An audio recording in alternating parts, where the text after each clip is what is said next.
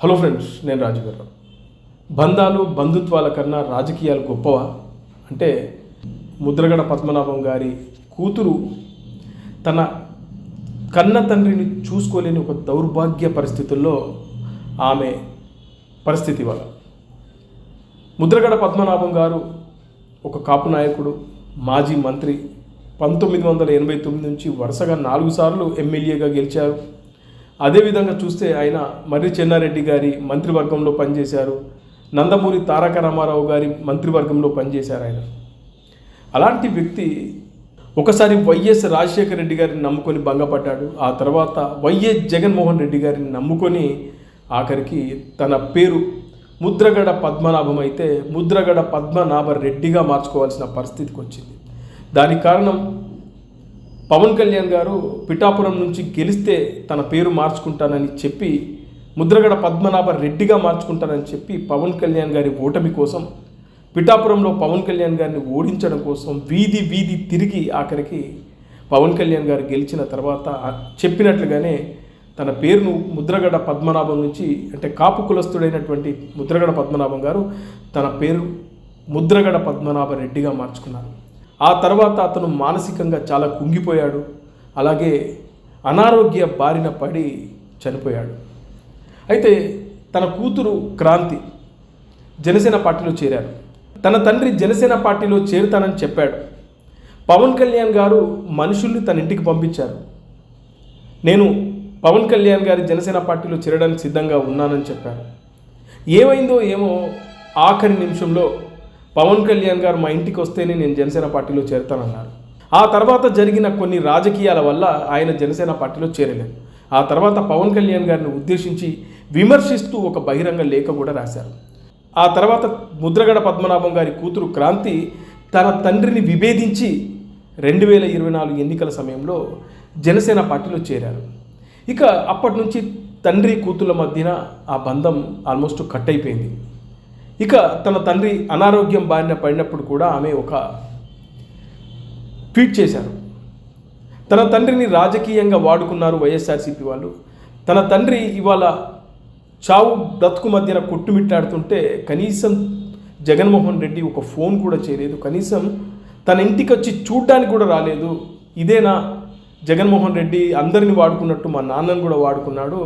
జగన్మోహన్ రెడ్డిని నమ్ముకొని చాలామంది బలైపోయారు, అందులో మా నాన్నగారు అని చెప్పి ఒక ట్వీట్ చేసింది.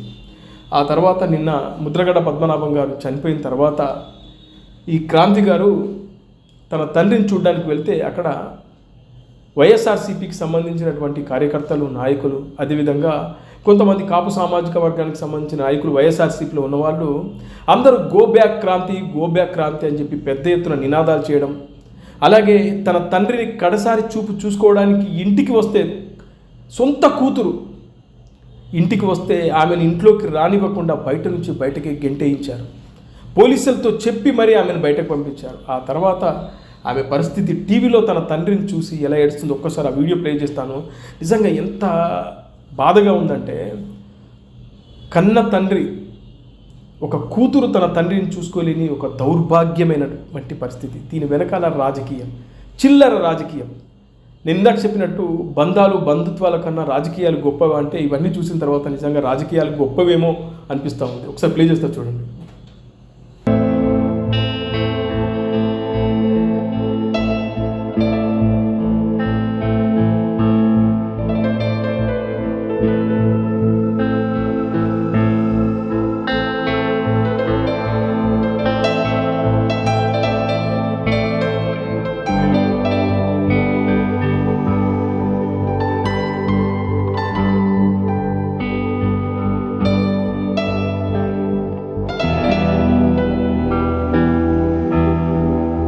రాజకీయాలు ఎంతటి దారుణమైన పరిస్థితికి తీసుకొస్తాయో నిజంగా ఈ వీడియో చూసిన తర్వాత అనిపిస్తుంది.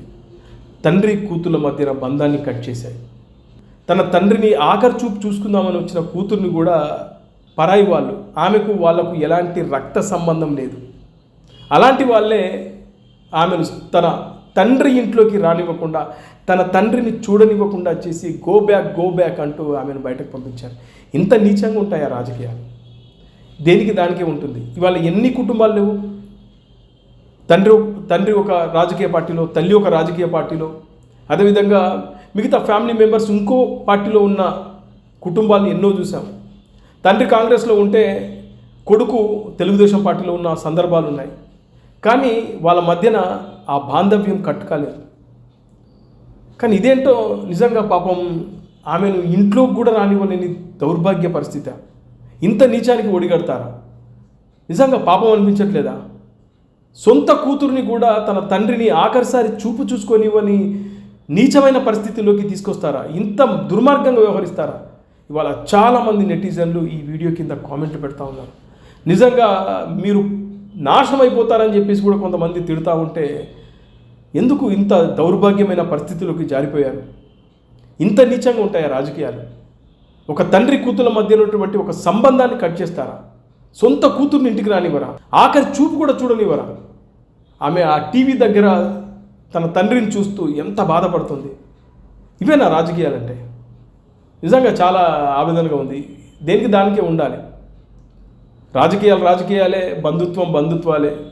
కానీ ఇదేంటో సొంత కూతుర్ని కూడా ఇంటికి రానివ్వకుండా ఈ వైఎస్ఆర్సీపీకి సంబంధించినటువంటి కార్యకర్తలు, నాయకులు, కొంతమంది కాపు సామాజిక వర్గానికి సంబంధించి నాయకులు వాళ్ళందరూ ఇవాళ ఆమెను వాళ్ళ ఇంటికి రానివ్వకుండా గో బ్యాక్ అంటూ నినాదాలు చేస్తూ ఆమెను తన తండ్రిని చూడనివ్వకుండా చేశారు.